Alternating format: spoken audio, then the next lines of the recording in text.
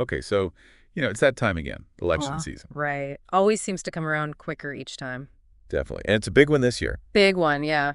A lot at stake, as always. For sure. So many issues. And honestly, it can feel overwhelming sometimes. Absolutely. I mean, how do you even begin to sort through it all, right? Yeah, where do you even start? Exactly. And that's why we're doing this deep dive today. Okay, I like it. So we found this really interesting questionnaire specifically for undecided voters. Undecided. Okay. And what's cool is instead of focusing on all those individual policies and stuff, it helps you assess the candidates based on like their core leadership qualities.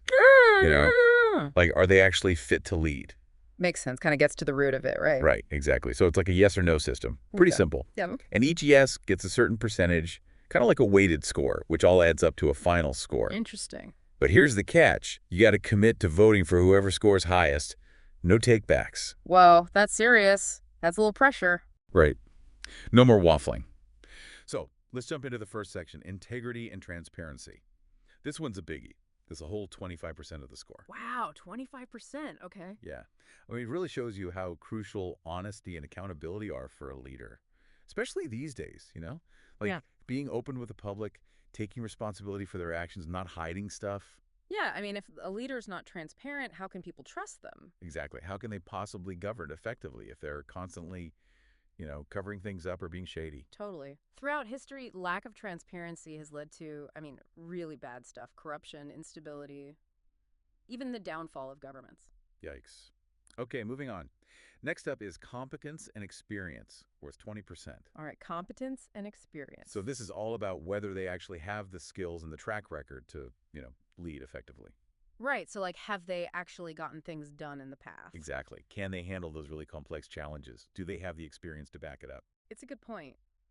But then you also have to consider, like, sometimes fresh perspectives are good too, right? Oh, absolutely. That's the age-old debate, experience versus a fresh outlook.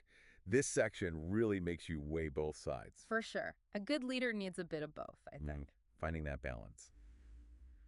Okay, so next we have vision and policies, another 20%. All right, vision and policies. So, it's more than just those catchy slogans or grand promises everyone throws around. Right, gotta see beyond the surface. Exactly. Yeah. This section looks at whether they actually have a clear vision for the future. Okay, a roadmap. Yeah, and also if their policies, are they actually realistic? Are they sustainable? Can they really pull it off? Yeah, that's key. It's easy to get caught up in those big, ambitious ideas, Oh, totally. but can they realistically make it happen? And in a way that actually benefits everyone, long term. Exactly. Long term vision. All right, so up next is inclusivity and equality, and it's 15%. 15%. Okay. This one's super relevant nowadays, I think. It's all about their commitment to social justice, representing everyone fairly, making sure everyone has a voice. That's huge. It really asks, how are they going to address those issues of inequality and discrimination? Yeah, and it goes deeper than just, saying the right things. It looks at their actual track record. Right. Have they actually fought for those who are marginalized? Exactly. And are their policies actually designed to create a more just and fair society for everybody? Like, it's a tough question, measuring progress on this stuff. Oh, absolutely. But it forces you to think critically about what steps they take to make a real All difference. right, next is ethical standards, 10%.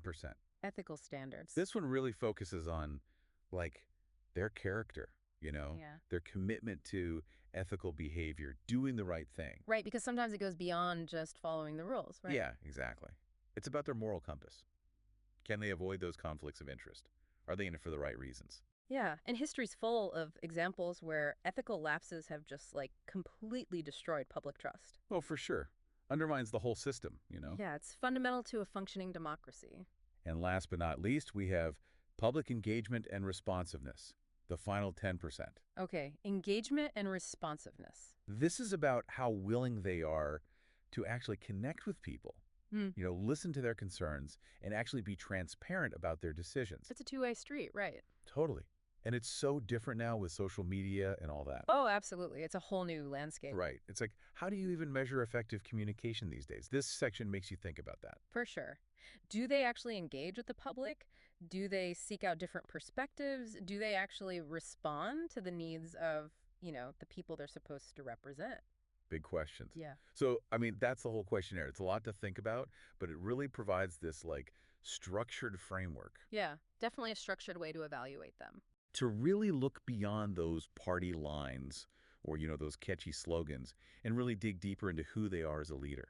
It forces you to, like, prioritize. What qualities actually matter most to you in a leader? What kind of leadership do you want to see? Right. And it makes you commit. So Yeah. it's not just a thought experiment, you're actually making a decision. Yeah, you're putting it into action. It's a powerful tool. So here's a final thought, and I'm curious to hear what you think. Could this kind of questionnaire, one that really focuses on these fundamental leadership qualities, could it actually help us move past all that partisan fighting and gridlock? That's a great question. Like, could it lead to a more productive, less divisive election season where we're actually focusing on choosing the best person for the job? I think it has the potential. If we all start prioritizing those core qualities, maybe we can have a more meaningful conversation about what truly matters in a leader, regardless of party. Exactly.